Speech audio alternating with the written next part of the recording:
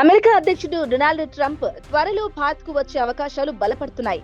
America విదేశాంగ మంత్రి Marco Rubio చేసిన తాజా వ్యాఖ్యలు దీనికి మరింత బలం చేకూర్చాయి. వచ్చే ఏడాది ప్రారంభంలో ట్రంప్ భారత్లో పర్యటించే అవకాశం ఉందని, ఇందుకోసం ఇప్పటికే ప్రణాళికలు సిద్ధమవుతున్నాయని ఆయన తెలిపారు.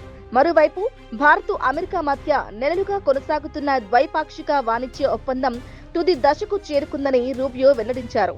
కొన్ని కీలక అంశాలపై చర్చలు పూర్తయితే త్వరలోని అధికారిక ప్రకటన వెలువడే అవకాశం ఉందని చెప్పారు. ఈ ఒప్పందం అమల్లోకి వస్తే ఇరు దేశాల మధ్య వాణిజ్య సంబంధాలు మరింత బలోపేతం కానున్నాయి.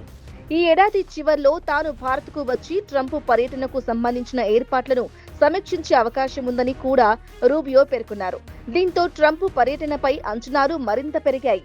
ట్రంప్ పర్యటనలో ప్రధానంగా ట్రేడ్ డీల్, రక్షణ సహకారం, ఆధునిక సాంకేతిక రంగాల్లో పెట్టుబడులు, సెమీకండక్టర్ తయారీ, ఆర్టిఫిషియల్ ఇంటెలిజెన్స్, కీలక ఖనిజాల సరఫరా, ఇంధన భద్రత వంటి అంశాలపై చర్చలు జరిగే అవకాశం ఉందని అంతర్జాతీయ వ్యవహారాల నిపుణులు చెబుతున్నారు.